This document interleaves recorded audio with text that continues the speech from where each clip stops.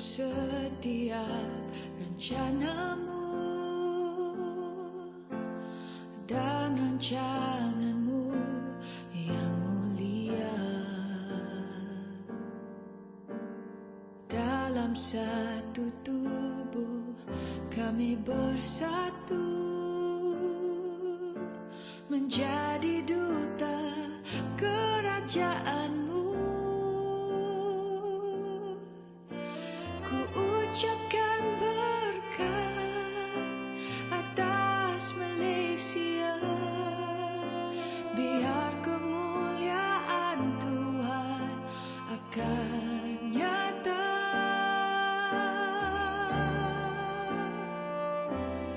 Bagi bangsa ini kami berdiri dan membawa doa kami kepadamu.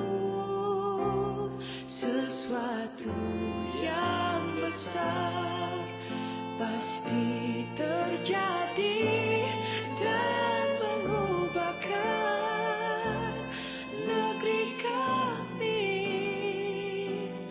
Hanya namamu Tuhan ditinggikan atas seluruh bumi.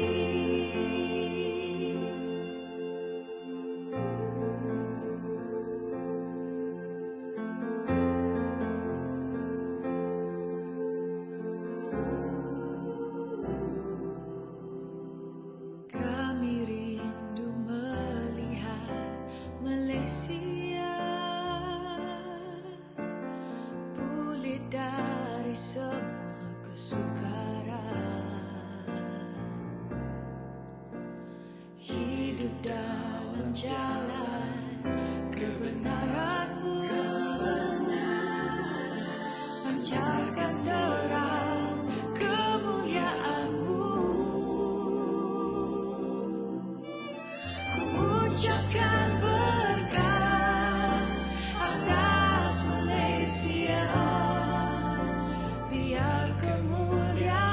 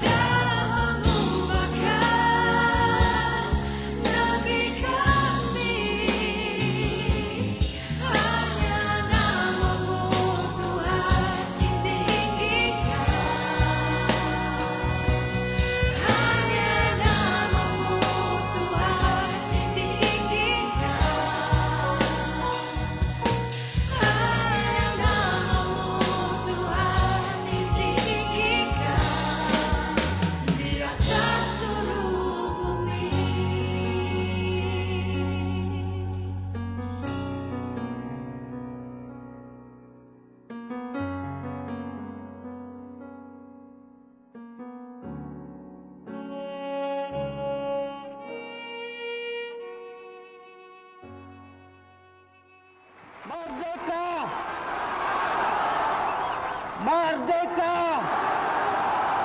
Merdeka!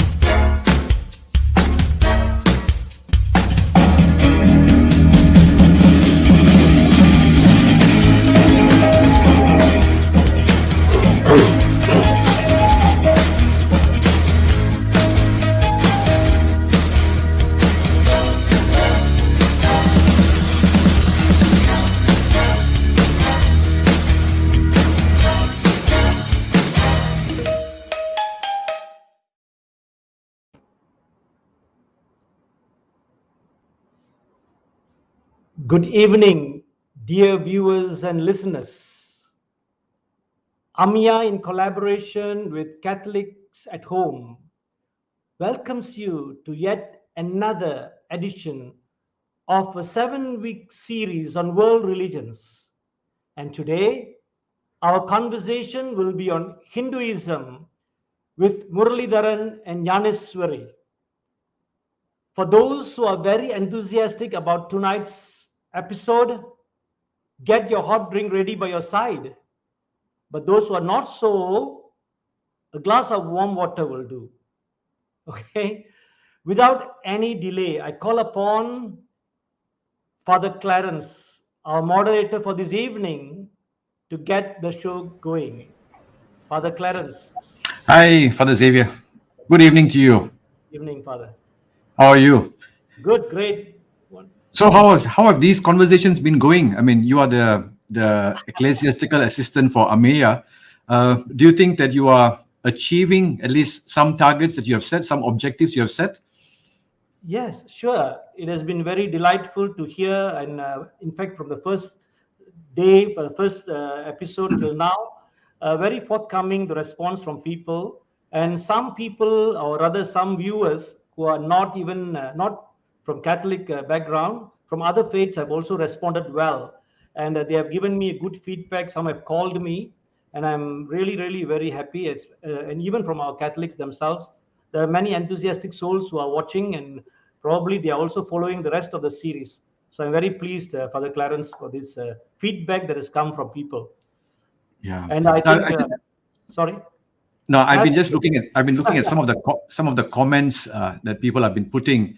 Right. Some people have been asking, why is it that the Catholic Church is engaging in all these conversations? Shouldn't it be promoting the gospel more? And I think one of the things I think we have to bear in mind that we live in an environment where we relate with everyone, and the gospel is the good news, and the good news is shared with everyone. And a conversation like this is indeed an opportunity to build bridges, to understand one another better, and also to promote peace, to promote respect and harmony amongst our people. So, just to be clear that we are not negating, or we are not that we are not promoting what we are called to as the good news, but good relations is also a prerequisite for the good news. That's the foundation, isn't it, Father Xavier? That's what you do in AMEIA also. Precisely, Father. You have explained it very well, because I didn't want to repeat what I have repeated last 2 weeks, because most viewers might be coming back again. But you have given the gist of what AMEIA stands for. Precisely, AMEIA is just to forge relationships and understanding.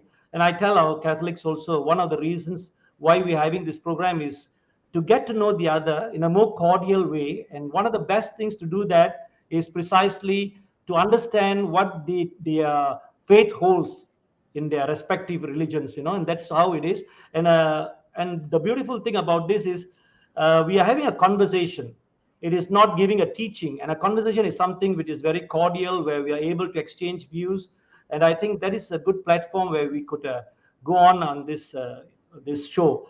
And that's a beautiful thing where we have embarked on, and I'm happy, and I continue to look forward to the coming ones as well, right from today itself. Yeah, I'm already excited about the next one and the next one. Though we call this podcast Catholics at Home, we know in the last 2 weeks, and this is the third week, we have people from all different faiths also tuning in to this conversation. And I think this is a nice way of helping others also to begin these conversations in their own platforms. We don't have sole proprietorship in terms of having this conversation. So we'd like to welcome also a lot of other people from other faiths. I know my friends who have been saying that they have been tuning in to have an understanding. We welcome you, and we also would like to encourage you to also replicate this, to have these conversations in smaller groups, in different groups. The more conversations we have, the more peace and harmony we are going to promote. So now, these days, of course, with online, it's become almost borderless, isn't it, Father Xavier? The conversations are no longer constrained by location. It's all about, accessibility to everyone. So this evening, we have two great speakers, I'm sure. We have met them. We'd like to bring them in. We'd like to bring in Murali and Yanis into our conversation. This evening, this is our third conversation in a seven-series part seven-part series of Understanding World Religions. Welcome. Good evening, Yaniswari and Muralidharan. Welcome to Catholics at Home podcast, Understanding World Religions. Thank you, Father. Thank you. Good evening, fathers. Good evening, Father. Thank you. It's a great honor for us to have the both of you to be able to join us this evening for this very brief conversation. I know some of people have been saying that, in an hour, what can we know? What can we know? Of course, it takes a lifetime to know any religion, isn't it? I mean, it's not in 1 hour for any religion. It's a lifetime learning. But if we can sow some seeds, I think that's the beginning for it to grow. And if we understand better, we also learn to respect one another better. Before we proceed, would you like to, I know you have a long list of affiliations or associations that you belong to, but very briefly, would you like to introduce yourself? So maybe ladies first. Would you like to just introduce yourself and which organization do you come from? Just a little bit about yourself. Tiruchitrambalam.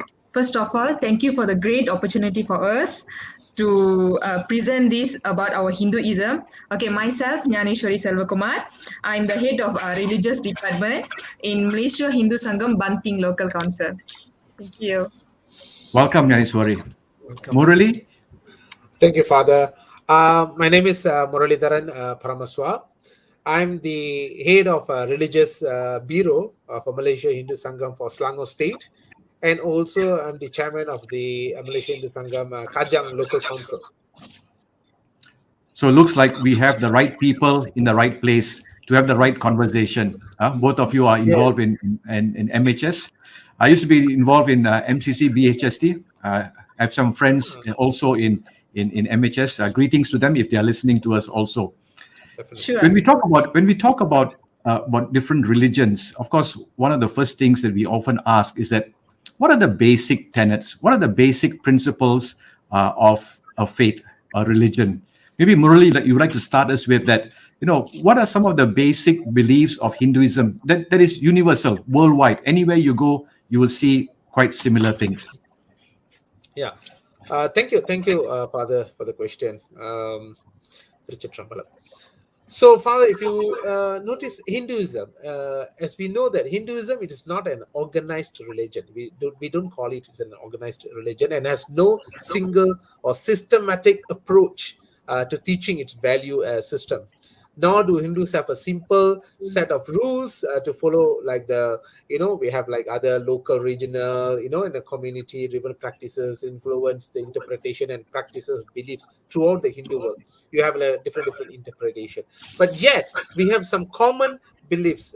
We call it as well. Anywhere, if you go, let's say you go to Australia, if you go Russia, anywhere, if you talk about Hinduism, these are the core beliefs that we have. One of it is like among all these variations is a belief that we believe in a supreme being. There's only one God. We believe in that, and adherence to a certain concepts, such as truth, dharma, and karma. These are the three major things that we believe in: the truth, and dharma, and karma. So some of the so-called like key beliefs are: truth is eternal. We call it as a truth is eternal. So we Hindus pursue knowledge and understanding of the truth, the very essence of the universe and the only reality. According to our Vedas, we have holy scriptures, the truth is one. We call it like a absolute truth.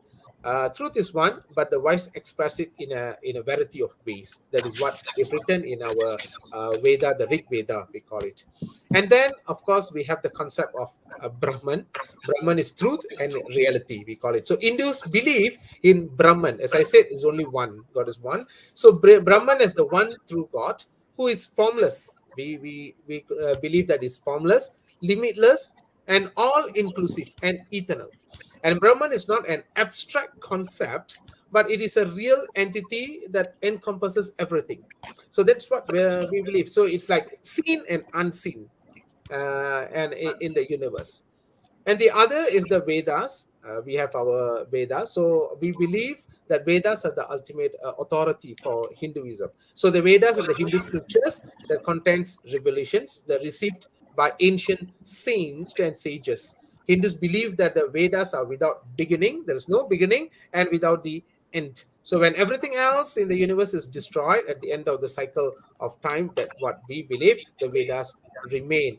And of course, the other belief is that everyone should strive to achieve dharma.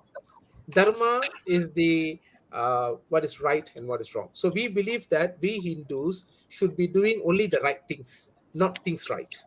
So we believe that if you do the things, the right things, everything will fall into place. So we understand the concept of dharma. So if you want to understand the Hindu faith, you have to understand the concept of dharma, and that's the one. And of course, the other one is like individual souls are immortal. We call it like souls are immortal. It will take a different journey, but it cannot be destroyed. You see. So these are the some of the key beliefs, and of course the final, I mean, for the time being, the final one, or the is the goal of the individual soul is to attain moksha. So that is the our end, what we So call the outcome. we will come back to that, because we will Yeah. talk a little bit about the concept of life and death, and after death, at least earthly death, what happens, and then probably we'll Right. talk a little bit about the soul. But coming back to your first point, Murali, about Brahman, you said Brahman is the truth.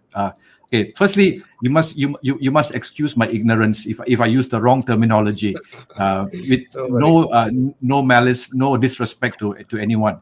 Yes, of course. But also, what we see, because we say Brahman is the one God, but we also see in Hinduism temples that are devoted to different gods. There are different gods. So the concept of a god or many gods, and is there a hierarchy of gods in the whole idea of Hinduism? Okay. Yeah, Father, we do receive this question. So many, so like Hinduism, you're following a different gods and so on. But actually, as I said now, in our Rig Veda, our scripture, the Rig Veda, in the Rig Veda, it's already said. I would like to quote what is written in the Rig Veda. It says that Ekam Sat Vipruha Bahunda Vadanti. This is Sanskrit. So Ekam Sat. Ekam means is one in Sanskrit. And Sat means is the absolute truth. We call it, that's why sometimes you notice in Hinduism will say Satchitan, and Sat means it's absolute truth. So we believe that the God is only one. It is the absolute truth. But as I said, the Vipruha Bahunda Vadanti means the learned or the wise call it in a different names. So it is like it started with one. So we believe that Parabrahma, we call it a Parabrahma. Parabrahma is the absolute one. And from him or her, because we don't explain it as like a him or her, because it's like we don't know the gender and so on. So from there, you have a different forms. So it is like from one, it takes different forms and a different nature and different. So we call it. So that's why in our Hinduism we have like three types, or we call it three levels of understanding the God, the philosophy of God. The first one is formless. That is what we call the absolute truth. That is the eternal one, the para Brahman we call it. After that, there is another one is formless form. We call it formless form. Aruba Ruba, we call it in Tamil or Sanskrit. Means that it has some kind of like a structure, but there is no like a clear definition of something, a creature like a human or anything. So for example, like if you look at the Shivaling in Hinduism, we look at the Shivaling. Shivaling is actually a represent of Parabrahman, the Shiva, the Lingam. It is known as a formless form. But the third one is with form. So this with form actually is the one, it depends on our understanding. We believe that it depends on different understanding how you take it as the Parabrahman. So the Parabrahman is like not like someone who sits at the top and they don't connect with the people. So we believe that it connects with all the creatures. Yeah. For example, before I end the answering this question, it's like imagine you're talking about electricity, like a current. See, so the source is only one. The electricity from hydroelectric, from anywhere, the source is only one. But when it comes to TV, it become, the TV is functioning. When it comes to aircon, the aircon is functioning. When it comes to fan is functioning. So it's same thing. The source is one. But when it comes to different nature and different based on our understanding, it changes nature to suit to our knowledge and the maturity. Hope I understand. I mean, I explain it. Thank Maybe, you. thank you very much, Murali. Maybe I would like to direct this question to Jnanaswari. You see, this all happens even at home. At home, when we have misunderstandings between husband and wife, there may be conflict, and children and parents, and all this, on all sphere of life, it happens. It is also not spared, I think, even in religion. So maybe, if I may want to ask you, if I may want to ask you, what are some of the misconceptions that surround Hinduism? About Hinduism, people have at least three, maybe there'll be more, I suppose. Maybe you could just share with us maybe three misconceptions about Hinduism that you may have heard or you've come across very often. Maybe, Jnanaswari, you can share with us. Okay. Okay, thank you for the question actually. See, this is a great way for me to answer the misconception of the Hinduism first, because before we understand the Hinduism, they have to know what are the misconception about the Hinduism we are receiving. Okay, I just explain very simple with the 3 points of misconception. First, what I went through is Hinduism isn't a relevant religion. Okay, why we having that kind of misconception? Because Hinduism is one of the world's largest religion. And there are 1 billion believers and we are still counting, because it's founded nearly 8,000 years ago.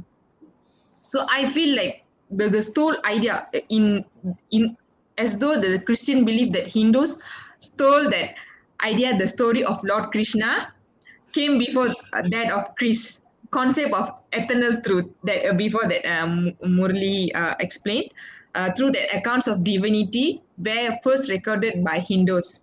So all in all, Hinduism has had an impact on the world as it has shaped policies of various medium of spirituality. Okay, second will be the Hinduism is a polytheistic religion.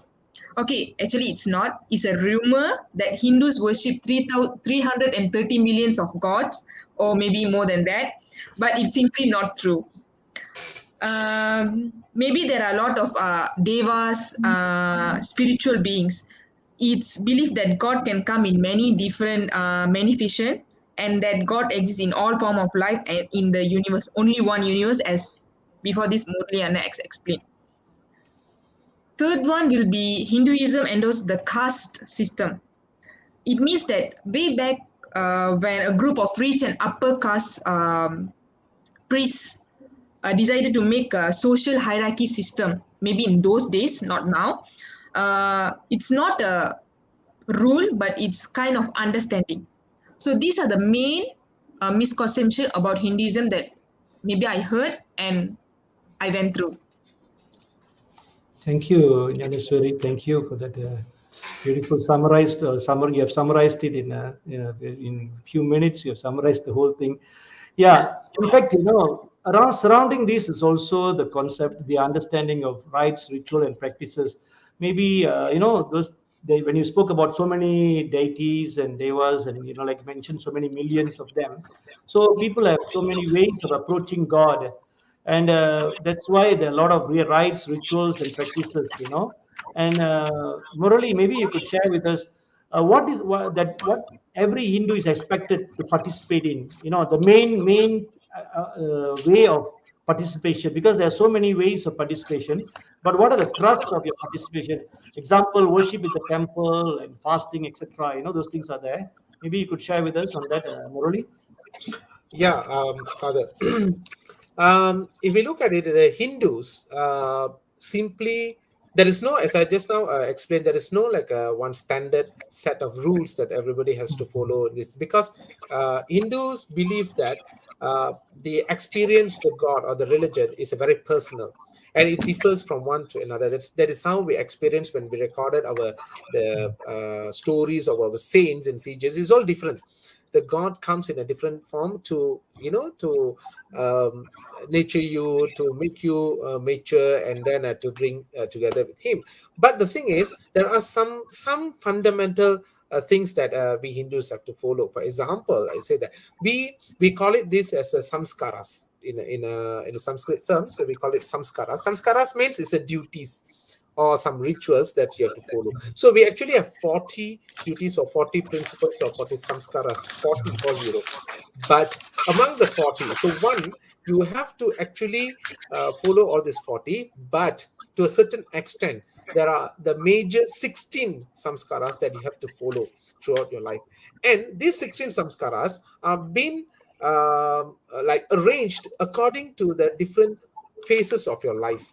For example, the 16, it starts with the first one. It starts with Garbhadan. We call it like Garbhadan. Garbhadan means to start with our soul that in the womb, inside, inside the womb. So it started some rituals from there. Then after that, the third month, so we have it that. Then we have seventh month. Then after birth, after that you starting your your education, your formal education, and so on. So we have 16 up to until the death. So the death will be the final ritual that you have to follow. So these basically are the 16 rituals or practices that you have to follow, apart from other the normal one that you have to pray. We actually Hindus supposed to pray for 6 times in a day. uh, that is what is written in our scriptures. It should be, we should be praying 6 times. But as I said, um, because of certain evolution and certain differences, so it says at least you have to pray twice in a day. So that's why normally you see the morning and the evening. But if you goes to temple, you will be like going through 6 times, and that is the prayers. And after that, it is like fulfill your dharma is also a part of ritual. We call it like fulfill your dharma is also part of ritual. These are what I can say. The rituals are same, regardless of your deity or regardless of what you look at it. But these are the fundamentals that you have to follow. So when you talk about things that you need to do, of course, every religion encourages you to do certain things. Yeah. But in the same way, there are also things that that you are restricted from doing. You cannot do. Are there some very clear guidelines in the scriptures about things that a Hindu should not do? I know there are many things we should not do, but at least for somebody who wants to follow this path, Right. these are the things that are prohibited. Correct, Father, because we do have that so-called like a restriction, like do's and don'ts. We call it in Hinduism. It is in our scriptures. It is written because we have a different type of scriptures. See, so one of it has already give us the set of rules that we have to follow, and and some of it I can highlight here. One of it is like. It very general and universal kind of rules. You see, one of it is like not allow, for us Hindus, we don't allow to kill a cow, as it is considered as one of the biggest sin, for example, for us, because we believe that cow is equivalent to a mother. Cow is like it's like giving milk, and it's help us in our daily thing. So if we look at cow as equivalent to our mother, that we gives milk and so on. So that's why we say it's the biggest sin. Another one is like, of course, it's like normal to all the religion is the same, like forbidden for both man and woman to have any kind of relationship outside of marriage. This is a very common principle. And of course, premarital sex is not allowed for both man and woman. As I said, these are some universal general rules. See, and those days we have those days, those don'ts. The women are not allowed to enter temples during menstruation. So this is still being practiced. It is not about this one. This is not about something, say that gender bias and so on. It's just to give comfort to the woman. And those days, you see, when those days you don't have a proper clothing and so on. So that is some of the idea behind it. And of course, it's like no one is allowed to kill innocent people. Hurting physically and emotionally is considered as one of the sin in Hinduism. You always will be right in thoughts, words, and actions. Food should not be wasted. The elders, including parents and teachers, should not be disrespected even by mistakes. Animals should not be misbehaved. All these are general, universal, some truth.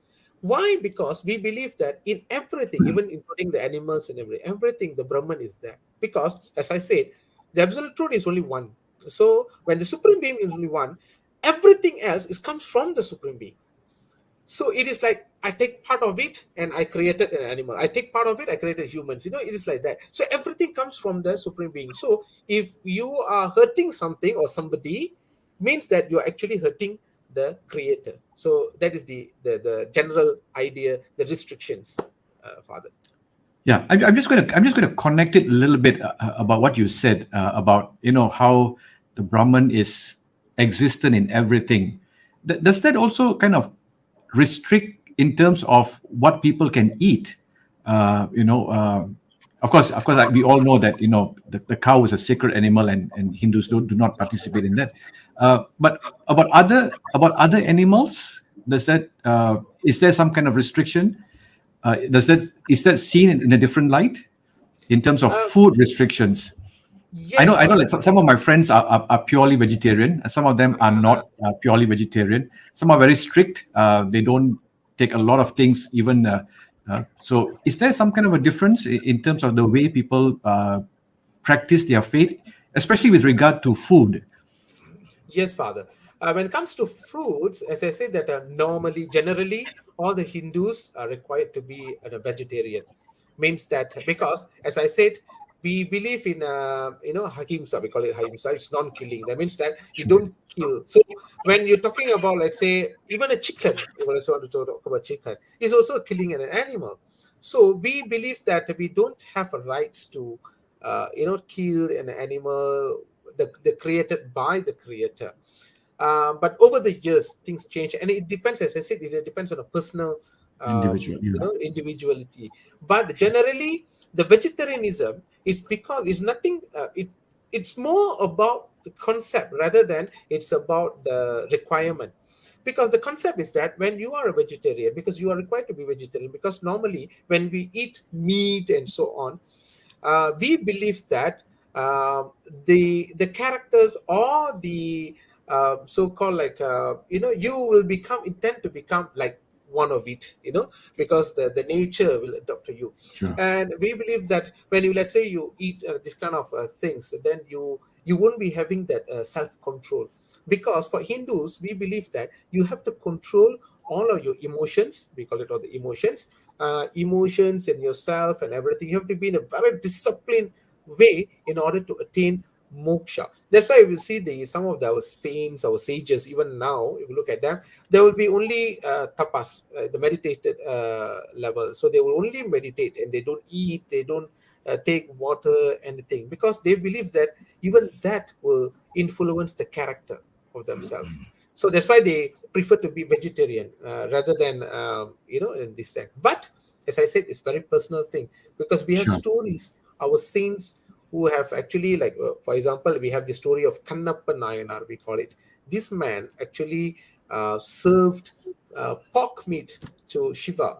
We have the story, but Shiva didn't, penalize him. Shiva embraced him, and that is the stories we have. As I said, it depends on how you presented yourself to the god, not about much on restrictions. Yeah. Now, coming back to something a bit more practical, in the sense that in Malaysia, we all like public holidays. We want public holidays for everything. We win one medal in the Olympics, we want a public holiday. We win an election, we want a public holiday. So we are kind of driven by public holidays, and Yes. a lot of religious public holidays are enjoyed by everyone, even without knowing the reasons why we have this holiday.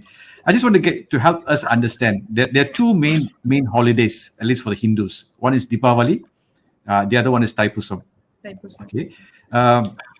Apart from the fact that everybody probably on those days, at least for the non-Hindus, will probably sleep in late morning, but help us understand what these feasts are about. Maybe I could bring in Gnaneshwari first to help us understand the Deepavali, the festival of lights. What is the significance of it for Hindus? And then I want to ask Murali a little bit about Thaipusam. Okay, Father.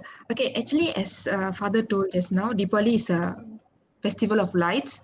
Okay, it means that we celebrate the lights over the darkness, good over evil, and wisdom over ignorance. That's the main thing for the Deepavali. We celebrate it.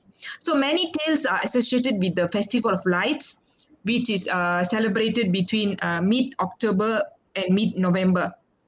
Observed by more than 1 billion of people across faiths, this festival of lights brings like prayers, feasts, fireworks, and for some it's a new year. Some kind of so it's a new year. Okay, Diwali also is the India's most important festival of the year. I'm just mentioning that. A time to celebrate the triumph of the light over darkness and knowledge over ignorance and good over evil. That's the main thing we celebrate in the Deepavali. So I hope this simple thing can make you understand about So Deepavali. just to extend a little bit. So what is the requirement? For example, I mean, everybody will go to the temple. How do we celebrate? Of course, in Malaysia, when we celebrate, it's always about makan, all about cookies, isn't it? In Malaysia, but apart from that, like people go to the temple in the morning first. Is there a family gathering together? How is it celebrated? At least in your family, maybe in your family. Okay. Mainly, we will be concerning on the prayers and family unity.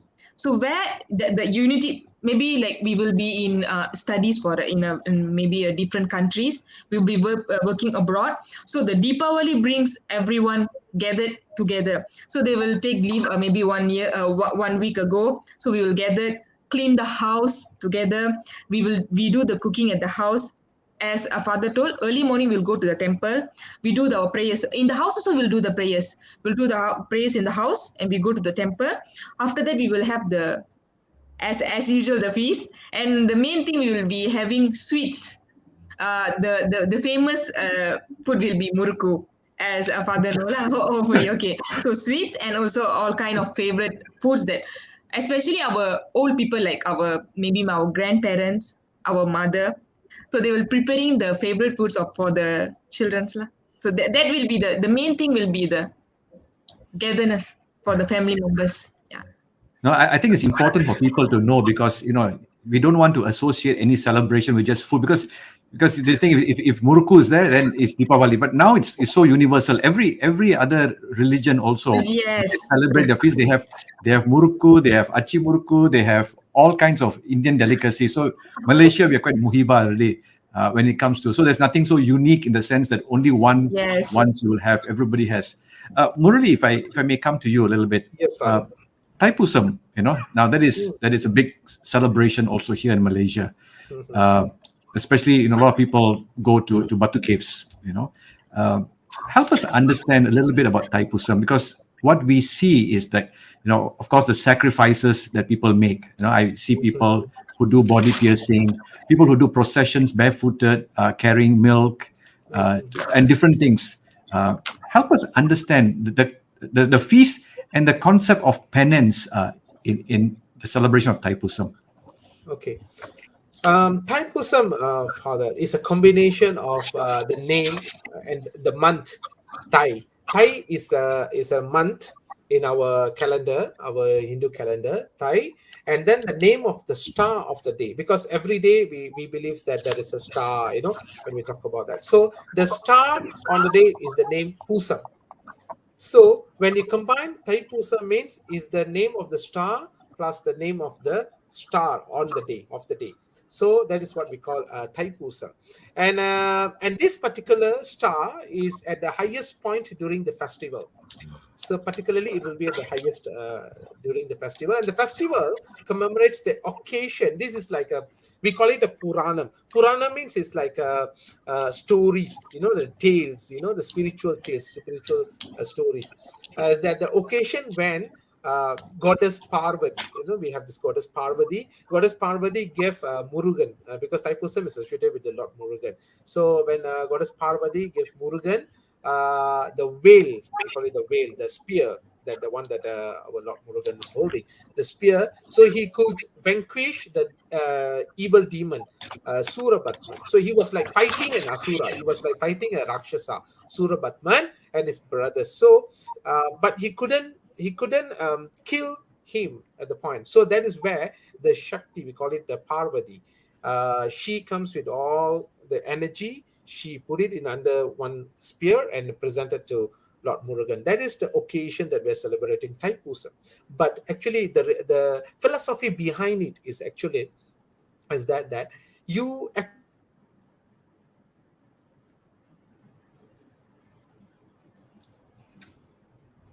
so talking about the ignorance, you're talking about all these, the bad qualities that you have. So actually, Thaipusam is a symbolic of saying that you have to fight the demon inside you with the knowledge. The spear, the veil, is actually representing a knowledge. Means that he says that in order for you to fight the ignorance that you have within you or the bad qualities that you have within you, you have to be like very disciplined. First thing. Second thing, you have to acquire the right knowledge. The knowledge, they describe how the knowledge should be. The knowledge should be, they said, it has to be very deep. It's like if you look at the spear that the Lord Murugan is holding, it's like very deep and then very broad but very sharp. So it representing that your mind, that full of knowledge, should be very deep. You have to have a very deep knowledge. You have to have broad perspective of knowledge, but you have to have a sharp mind, sharp knowledge, so that if you have this three, you actually can overcome the darkness or the bad qualities that you have within you. That's why you see people, the penance is about, sometimes they use this as an opportunity for them to say thank you to the Lord, whatever they they require, they might achieve something, so they wanted to say thank you. But some people, they actually go in an advanced stage. They would say that, okay, I want to get rid of this bad quality, and due to that, I will fasting, and then I will pierce myself body, and these are individual thing. It is not required in the religion or the scripture doesn't require that, because in fact, if you look at the Bhagavad Gita chapter 7, Lord Krishna says that you should not torture yourself in order to pray to the God, because the God doesn't require that.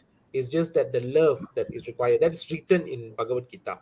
So what the people is doing is actually, it's the way they show their love to the God. Okay, they say that the pain, they can take the pain because I want, I'm thank you to the Lord. So that is actually Thaipusam all about, Father. So it's a kind of a sacrifice that they make. It's a sacrifice. Exactly. Yeah. Exactly. Oh yeah. Father Xavier, over to you. Murali, as I see you, you're having this I think the ashes we call. I think Yes. you, if I'm not wrong, you call it vibhuti. Yes. Right. Tirur, I think yeah. Yes. So this Holy ash. vibhuti reminds me of. I also have seen this more in India, where some people have this. You have this horizontal, and some have Right. this put in a vertical way.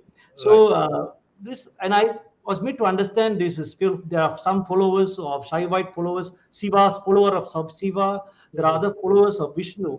So they call them as Vaishnavites and Vishnu followers, So maybe you could share a little bit, maybe are there only these two groups, or maybe there are more, because the many sects that have been practiced, I think, So I wouldn't know this. Maybe you could enlighten us a little bit more on these two, or even more, what other sects, that major ones that you have, that, or even there maybe more than that. Maybe you could share a little bit on that, Murali. Definitely, Father. As I said just now, the God, for us, the Hinduism, we believe God is only one, the supreme being.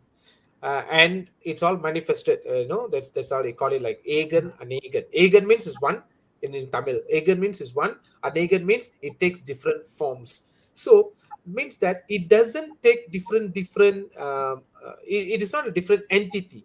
It's all from one entity, but it representing different forms. Okay. When it comes to these groups, in Hinduism, actually, we have six schools of thoughts. We call it six school of thoughts. We have Vedic, we have Siddhantam, we have different school of thoughts. But within that, these groups are like what Father you identify. We have six major groups. We call it Margams. Margam means is path, six different paths. This was given by Saint Adi Shankaran. We call it Adi Shankaran. He gave to us this different, because he believes that, of course, God is one, as I said, but then if you want to understand in that form, it's not like very direct, and it's very easy to understand God in that form, because as we believe that we cannot understand God in just one birth or one life, because it is like it's very impossible. But God Himself has manifested in a different form for you to understand. So you started from there. That is like a kindergarten for us in the form. God's take a forms for you to understand them, and for you to understand the philosophy. Then you can move into some. So the six groups are actually the first one. I don't say it's largest, but many people are following this. That is what we call Saivites or Saivism. We call it Saivism. Saivism, for this Saivism group, the main deity or the Brahman, as I said, the formless, the absolute truth is Shiva. For them, it's like Shiva. And we have second group is Vaishnavism. Vaishnavism is Vainavism. We call it Vainavam. Vainavam, they feels that the Brahman, the absolute truth, is actually Vishnu, Mahavishnu. So for them that is the supreme deity for that group. Then the third group we call it Shaktam. Shaktam means it representing the Shakti. We call it the female Rupam, the female structure of the god. So Shaktam. Shaktam, for them, the supreme deity is Shakti, we call it. And then we have the fourth one, Ganabadayam. Ganabadayam means you take Ganesha, the elephant god, as the supreme deity. So for them, they believe that the Parabrahman is actually Ganesha. Then we have Kaumaram. Kaumaram, we call it the Murugan. They feels that the supreme deity is Murugan. And then the last one is Saumaram.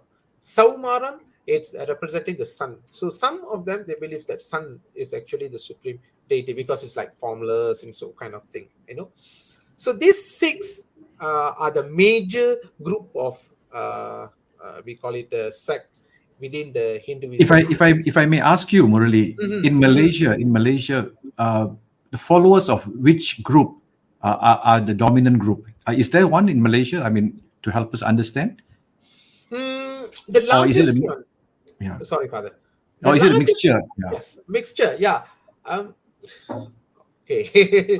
In Malaysia, it is more like a kind of like mixture. But then, I wouldn't say major one, but the sect that has more followers is actually the Saivism.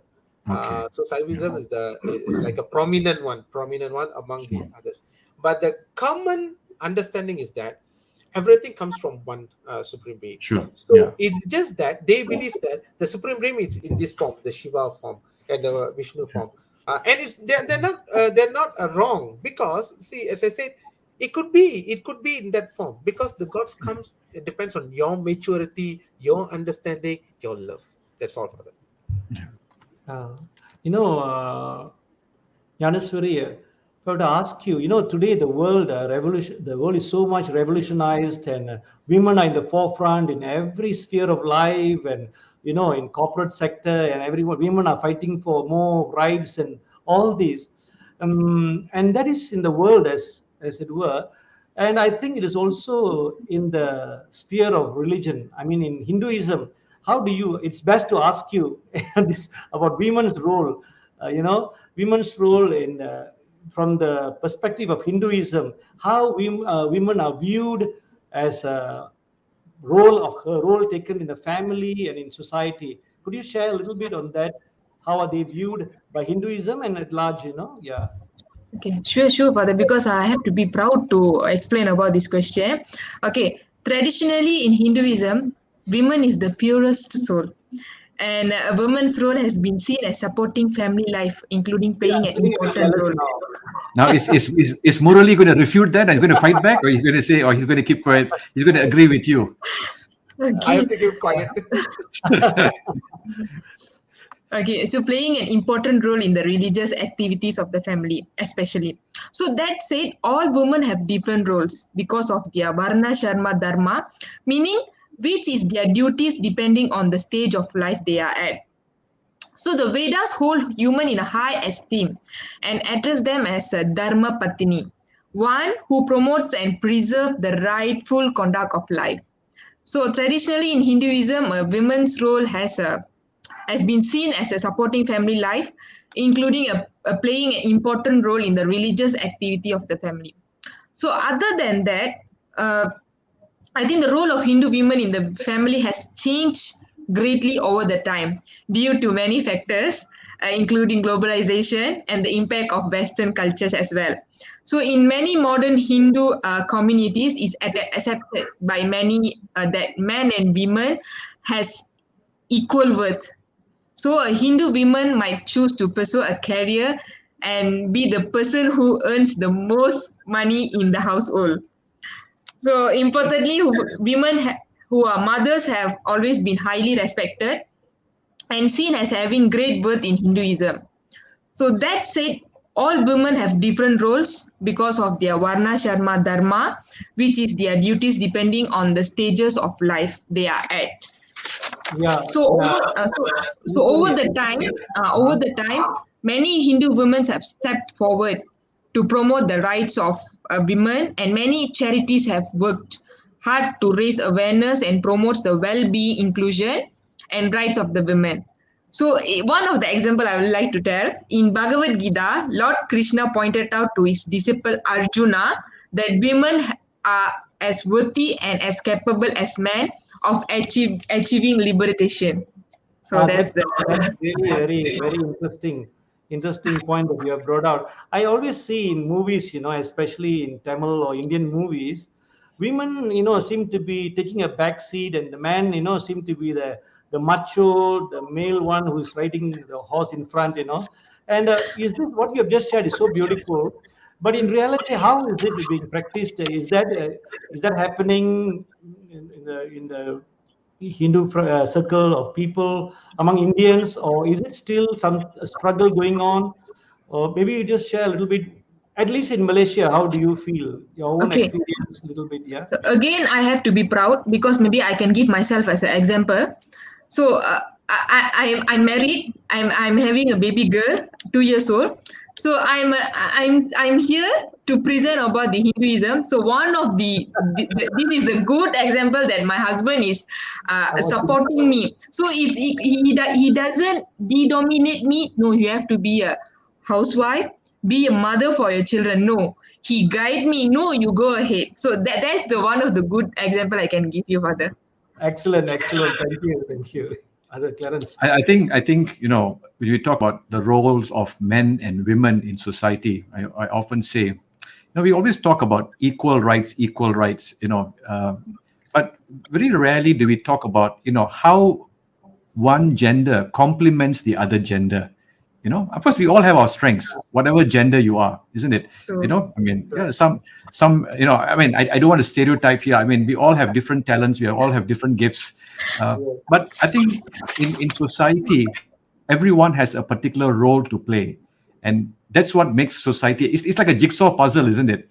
Not every puzzle can be the same shape and same size. It must be different. It kind of fits into the whole kind of a plan of society. So I always believe that it's not so much about equal. You have to be equal, because an equal puzzle can never fit. But different shapes, that we all bring different talents into society. And like Yanis, what he's saying, you have your strengths, you have your talents. I'm sure your husband has got his own strengths, his own talents, and you complement one another. I'm sure Murali also is the same, isn't it? I mean, so talking about women, I just want to very quickly move to maybe young people today. One of the ideas is that young people are not interested in religion. It's a kind of a common statement, a sweeping statement is made. Did you see that in Hinduism, at least in Malaysia? Let's look at Malaysia, or maybe we can't even look at Malaysia, but maybe in your own locality, Murali, where you the temple that you frequent, you see young people interested in this path, or are they distracted by all the external influences that, like Janiswari said, Western mentality that's coming in, that is also leading them on a different pathway? Yes. Before that, Father, I just want to add one thing, like what on the question that the Father asked just now on the woman role. If you notice that I somehow knew you're going to come back to say something about to defend them, to defend against Yanis worry. Never mind, we let her have it. But then, see, the concept of the gender equality is shown. For example, we in our Hinduism we talk about the Lord Shiva. Actually, Lord Shiva, for many of us, it's like a supreme being. He has given his half of his body to a woman. That's why we call it like Arthanadishwara. Arthanadishwara is a half man and woman. So it's to show the philosophy behind it, because every image, every structure of a god in Hinduism, it tells a story behind it. You have to understand the philosophy. If even the Ganesha have a different story. So like this Arthanadishwara, it shows that woman and a man are in equal form, and there is no doubt that they're capable of doing things, and then capable of achieving the moksha. And we have so many women saints we have in our Hinduism. We call it like Avayar, Karaikal Ammayar. All these people actually attain moksha in a path. So just to like that, and comes back to your question on the young. It's very challenging, Father, nowadays, because you see, I still remember. Of course, I cannot compare the era of fathers. Like you and myself. I'm in the 80s.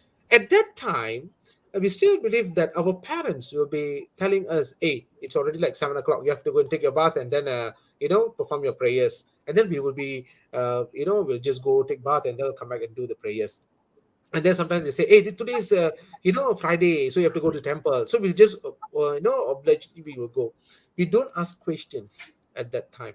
Nowadays the kids are different. The young ones, when you ask them, when you tell them go to the temple, they will ask, "Why should I go to the temple? Is it not enough if I pray at home?" You see, like this pandemic time, these are the realities that I'm facing, we all are facing. They said, "See, during the pandemic time, we are at home, we are praying at home, the temples are closed, but the gods didn't come and punish us and say that no, why you didn't come to the temples." No. So they started to question the fundamentals of the religions. They're asking, "Why is this? Why you have to be a vegetarian? If I'm not a vegetarian, are they going to say no, you cannot come to me?" Is that the kind of belief? So they question each and every rites, practice, and ritual.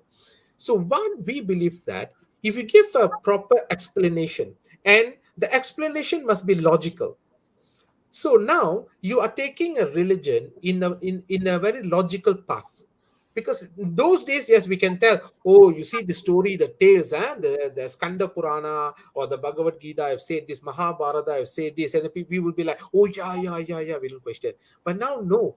If you say Mahabharata, they say, "Tell me the truth. Is Mahabharata really taken place?" Their kind of questions are coming, because they started to, the maturity, they started to look at the different things in a different perspective. So they asked to, so we in a crossroad where we have to like explain to them, you see, this is why we are celebrating these, this is why we have to go to temple, now why the temple structure is such a way, the scientific explanations that we have to give behind of every ritual and practices.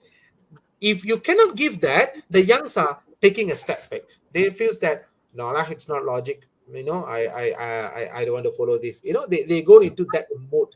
Yeah. But to bring them in, the role of the parents also there, the parents have to like tell them, because they are the first source of teachers. The kids have to go and ask the parents. So they ask Appa, like my daughter will be asking, the first thing they ask, Appa, why we got a elephant god, we have this monkey god, we all the animals are gods. What are they behind? Is there really exist? So I cannot be telling, no, don't question, that is already is written in scriptures. They don't buy it. So you are experiencing challenges with the younger people today compared to Of maybe course. your time and all that for them Yes, to come. Father. Yeah, Yeah. I think it's something that every religion is facing, especially with the younger generation. Like you said, Yes. having to explain to them, because uh, a generation has passed when we just obeyed and listened. If you said yes, Right. if somebody said this is black, you say yes. Even though it's white, you say yes. But now they are asking questions. I want to come to something that we talked about in the beginning, towards the beginning. See, one of the tenets of Hinduism, the whole idea of reincarnation Okay. in Hinduism, and you said people come back in different forms. Can you try and just help us very briefly, Murali? I mean, this whole concept of reincarnation, and how does, or in what way does one work towards a good reincarnation, or what happens if there's a bad reincarnation? Okay, Father. The thing is that in Hinduism, of course, we believe in a reincarnation, the death and reincarnation, but we believe that our goal is to attain moksha. That is the ultimate goal of a Hindu. That means that there is no rebirth for you. Your soul will merged with the Creator. That's what we believe. That is what we call attain moksha. And the reincarnation is that, because for us, death is a journey. It's actually a journey for us. That means the journey taken by a soul. This is very well explained in Garuda Purana. We call it the scriptures Garuda Purana. If we looked at Garuda Purana, it's very well written that the journey that starts after the body, passed, or after the body is over, because we believe that this body has restrictions. So when the spiritual maturity is taking place, your soul, the spiritual knowledge will be, much more bigger than your body. So you have to take a different form. So you let go this body, and you start a journey into a different reality. And there we believe that, because whatever that we do with our own knowledge and wisdoms and so on. So definitely there is sin, and there is, we call it punya, power punya. So, and based on that, the karma, this is karma. So we believe as karma. So whatever that we do, if you do good, the good things will going to come back. So if you do bad, the bad things are going to come back. That is the cycle of things. So what we believe that you take this karma, and then once you die, the angel, we call it the angel, the Lord Yama is, we call it the angel Malaikat Maut. You see, when come, the Lord Yama actually will look at your accounts in this world. So look at the accounts, look at your power punya, and then he will decide that, how you're going to go through all this power punya. So there will be, we believe that, because in Garuda Purana it says that the soul have to go through 14 places, where if you, let's say, you have done so many good things, you will just cross it in a very easily. If not, there will be a punishment and so on. Then you will go to, like, there's the concept of heaven and hell. So once you're there, once you have like almost like completed your task and everything, the power punya, then you will take a rebirth. So it depends on your spiritual maturity. So if you're at a higher level, you'll come back in a different higher level reincarnation. So your journey starts from there again. So it will take there to a different, until you achieve the knowledge or the moksha level. That's why we say among humans, among Hindus, some are at this level, Some are at the sage and the saints level. Some of them are like meditation and so on, because of the spiritual maturity that the souls go through. So our concept, to conclude, our concept of reincarnation is that you take birth until you attain moksha, and every birth will gives you a spiritual maturity. So you mature until you achieve that level, that you understand absolutely what is the absolute truth, and you will be merged. There is no rebirth. Yeah. Murali, I would like to ask you, I Yeah. mean, in the world today, I mean, very specifically in Malaysia, we are in a racial country. Mhm. It is so beautiful, actually. It's so beautiful to have so many colors in this country, variety of food and lots of language and religions. And sometimes when we speak about faith, there seem to be a sense of prejudice, fear of conversion, fear of what the other is going to look at us, what we are feeling about the other. And amidst this, how do Hinduism, you see, like what we are having this AMEIA program, AMEIA basically stands to be able to reach out to the other faiths. You Mhm. know, how do Hinduism view and interact with peoples of other faiths in Malaysia today?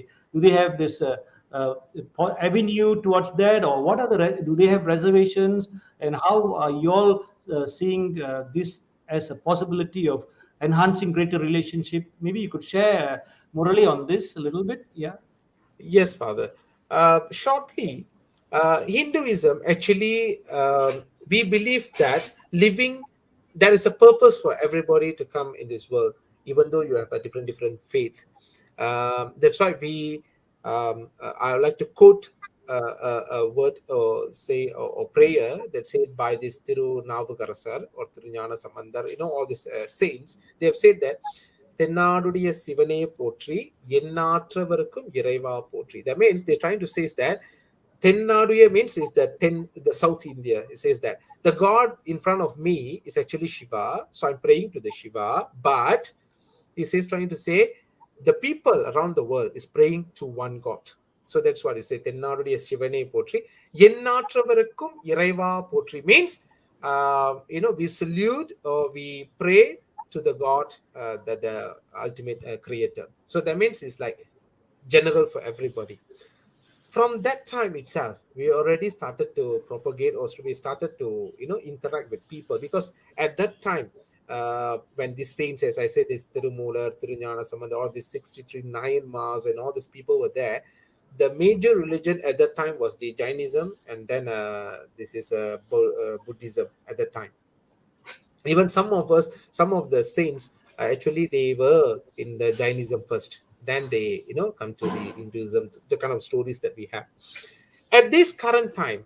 We have a lot of platforms and with a lot of things that we interact with a lot of other people from other faiths. We encourage that because we believe that, as I said, everybody has a purpose, and for us to understand the purpose. So we believe when we talk to, like, so for example, friends from Muslims or Christians or Buddhism, we believe we want to understand the path or the purpose of their existence of theirs from their perspective.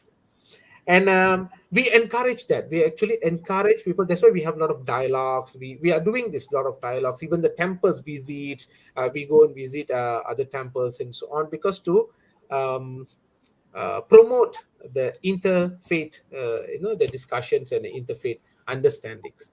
So actually, we do have platforms. We do have a framework to do that, and to sit and discuss with everybody.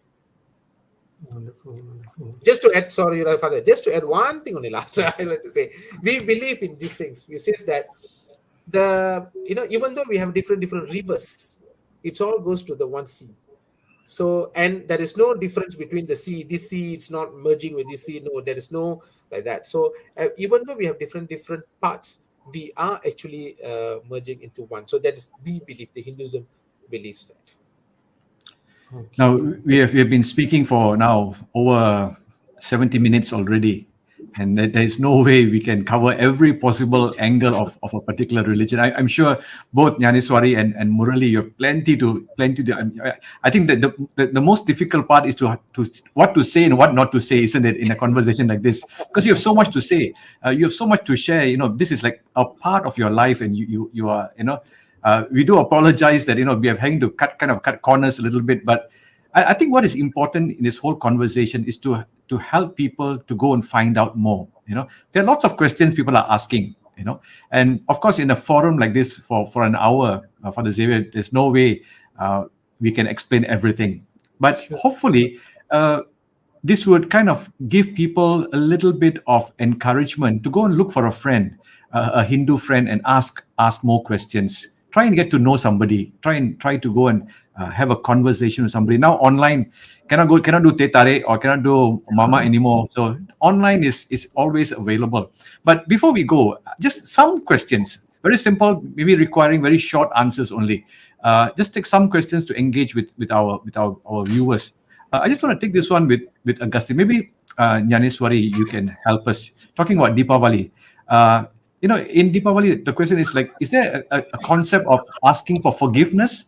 Because I know, like Hari Raya, there's Ma'af. They ask, is there a concept of asking? It's like, yes, Father. Yeah, go ahead. Okay. Actually, in Raya, they will be shaking hands, they will salam. That's a kind of a forgiveness they will show in the symbolic. But in our Hinduism, there is a understanding that we will be asked for forgive, but we won't like practically, Mom, forgive me. It's not like that. It's just understanding. So it's like Deepavali. It means like, okay, so maybe in a year, parents and kids will be having some misunderstanding. So if there is the Deepavali is one of the day, maybe they can settle the thing, come to an understanding, come to a situation that we unity the thing. Okay, this is the day that we forgive everything. So maybe you can do better than the next time. Maybe you don't repeat it next time. Even in the small kids also, the parents will be repeating. Okay, this year your studies you did like this. The grade will be like this. So from next year you try to improve yourself. This is the day the parents will take the opportunity to tell it nicely to the children. This is one of the so something like that. Okay. Yeah, there is another question here. Perhaps Murali can help. I think it's coming from, for us Catholics, we have something known as Sunday school or catechism. Every Sunday, the children go to. Is there something similar in Hinduism? Is there a school, a weekly class that they go to increase their knowledge about the faith? Yes, Father. We encourage all the temples to do this. We call it Samaya Vagapu. That means the religious class. So we actually, even if, for example, in Selangor, I encourage all the temples to have this class, 1 hour or 1.5 hours. Now, many of us, the Hindu Sangam, for example, we're doing online classes. Every, like, for example, like even myself, like Kajang, I'm doing this online class for whole Selangor, and it's especially for Kajang. Every Sunday, 8 to 10:30, we'll have a Vedic class, we call it. So every temple they have, every local council, every organizations, they're doing this Dharma class, the Sanatana Dharma class. So they have kids can go and Okay. to acknowledge knowledge. There's another question here. Of course, I think the first part I think has been answered, but I think this is a common misconception with among many people. Of course, I think you have answered about the different temples and all that. The whole idea, with no offense to anyone, I mean, like, is Sai Baba part of Hinduism or is it something different? Because sometimes people are confused. They don't know the difference. For somebody from outside, they don't know the difference. Is this a question you get very often? Of course, Father. Of course, even many of our Hindus themselves, have this question. Actually, just to recap, it says that we Hindus only believe in one God. That's the absolute truth. But we believe that the gods takes different forms. We understand that the God have created so many creatures. I don't know whether it's just Earth or there is any other parallel universe. There's so many creatures. Don't tell me that the God cannot take any forms. He can come in the human form to teach us how to live in this world.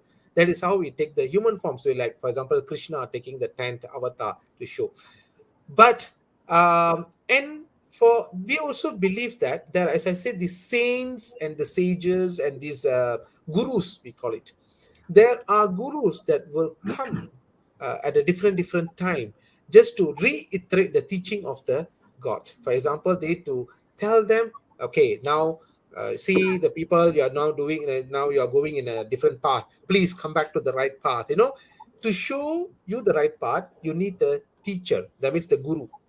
So Sai Baba, for example, Sai Baba, even some other gurus like Raghavendra and all these are, we believe if they are gurus, that they actually promote the teaching of the Vedas, or the scriptures and the teaching of the God. So we believe that they came here to the world to show you that, look, now you are deviating from what it's supposed to be. Please come back. So these Sai Baba all are gurus, and that's a misconception that we are worshipping these gurus. No, we are not worshipping these gurus. It's like the gurus are someone that. That's why we call it in Hinduism. We say it Mada, Pita, Guru, Deivam. Mada means is mother. The mother actually will tell you who is your father, actually. So the Mada, Pida means his father. Then Guru. Your parents have to show you the Guru for you to acquire the knowledge, the right knowledge. And with the right knowledge, with the guidance of the Guru, you will be understanding about the gods. That is the Deivam. So Mada, Pida, Guru, Deivam. Yeah. So I think that's quite a lot of things we have covered quite a bit for the Xavier. We have done. Thank you so much, Murali and Yanis, for your willingness to share. And I think that's very important. The willingness to have a conversation. I think what is important about in terms of interreligious dialogue is it's not so much about comparing what you do, what I do, and who's right. It's not about that. It's about trying to understand what you do, and you try to understand what I do. And I think these conversations must continue. We must perpetuate this conversation so that when we understand and we know, we are able to respect one another and not have prejudices and not have biases towards certain groups of people. I think that's very important when we live in a multicultural society. Just to kind of conclude, now we are in this period between Hari Merdeka or Hari Kebangsaan and Hari Malaysia. This is the month we see a lot of the spirit of Malaysia being made known through advertisements, through you saw a song at the beginning also. Just want to pose this question to both of you. Both of you are somewhat religious leaders in your own right. What are your hopes for Malaysia? Yeah. Maybe Ganeshwari. Ladies first. Ladies first, is it? Ladies first, and the men wants to have the last say. Anyway, so last long say. Okay. What is your hope for Malaysia? Yeah. What Okay, is your prayer for Malaysia? we already developing the religious tolerance in the Malaysia. It's mean, okay, one of the example will be Thaipusam. Thaipusam is a very big festival where the whole state will be covered, and there are a lot of other religion, they're accepting and they tolerant with the festival. It means it will take a lot of places, time, roadblocks, and everything. So there is no such thing. It's been years we have been celebrating the Thaipusam, and there is no such thing. Other religion been complaining. No aduan on Thaipusam. They accepting, they tolerate with the thing. So one of the thing that I hope this religious tolerance have to be more developed, and it should be keep up with the Malaysian. That's all. Yeah, Murali, what are your hopes, dreams? What is your prayer for Malaysia?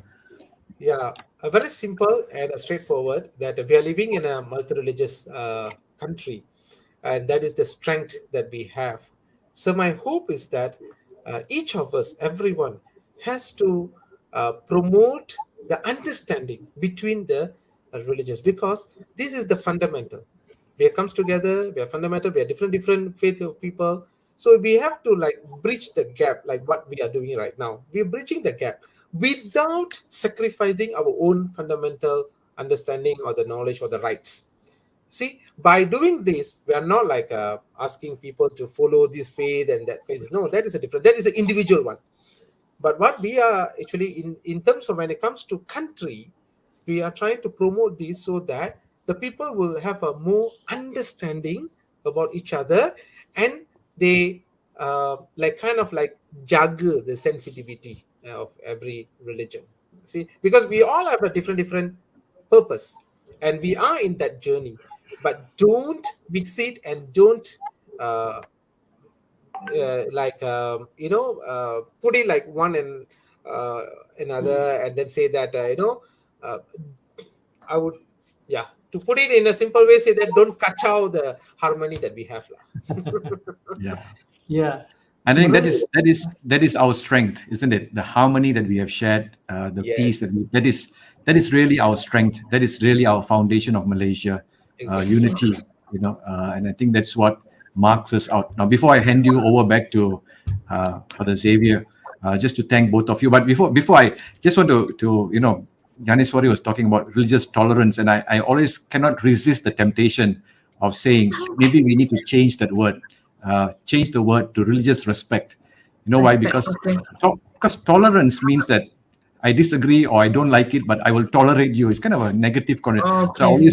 I always try. I hope you don't mind, but it is always okay. my wish that we learn how to respect one another Respect. Exactly. and learn to appreciate one another. I think that's what we really need.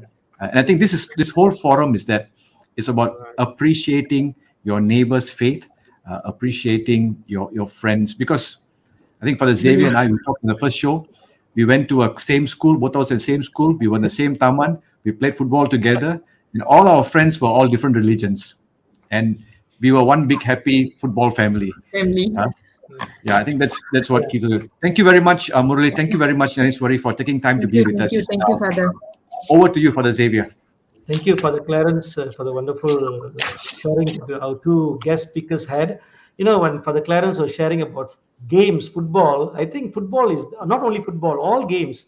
Sports is one that unites people, ironically, but I think it should go beyond that. I think in all respect, like what Father said, tolerance is just trying to accept the other. But the word respect, acceptance, and these are things, more beautiful words, and harmony, all this could engage us in a better way towards with each other. And I think the acceptance in other. You are different, but I accept you.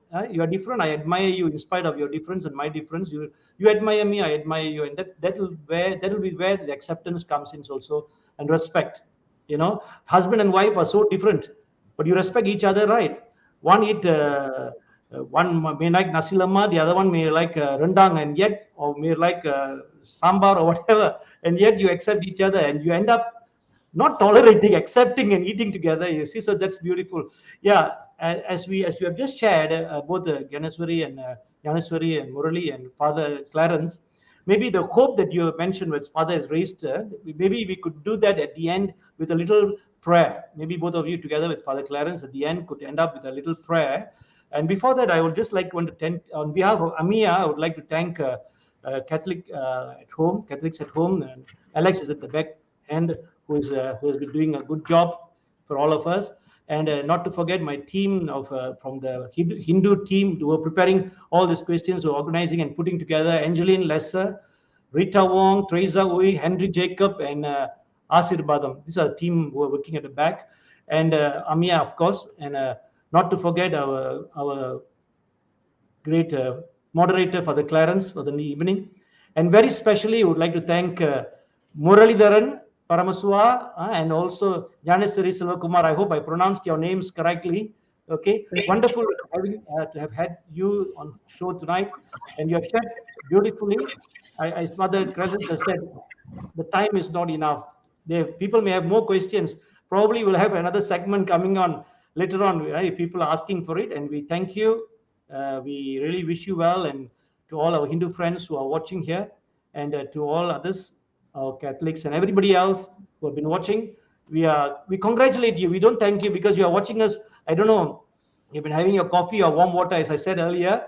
I think whichever the case, you have been with us. So we thank you once again, and may we all be united in love and unity as God has designed for each one of us. And I hand over to Father Clarence and Gnanaswari and Murali to end up with a short prayer. So just before we close with the prayer, now if you have enjoyed this conversation, you can share this conversation with your friends, your family members.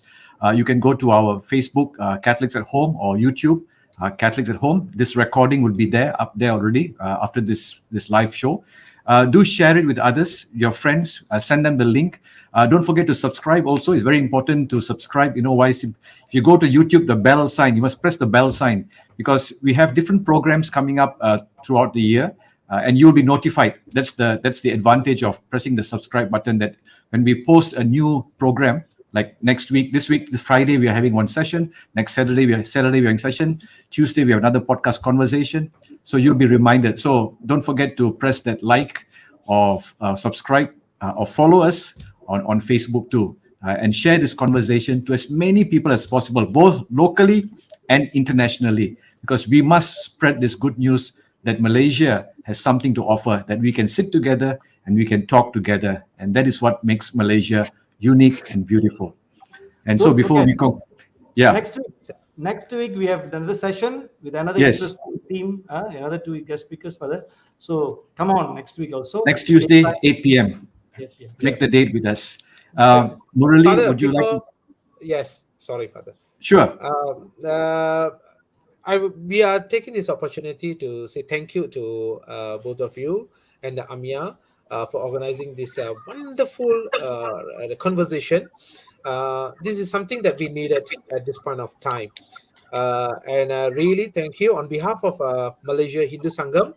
I would like to say thank you to both of you and the people behind the scenes, and also I'm taking this opportunity to thank our Malaysia Hindu Sangam, the management, our president, national president, Dato Sri Kasih Dato Rasmogan Shan, and the team for allowing us to come into this and then to say a few things to share some good news. And so thank you to everyone. Send my regards to Dato Mohan. My regards to Miss Gauri also.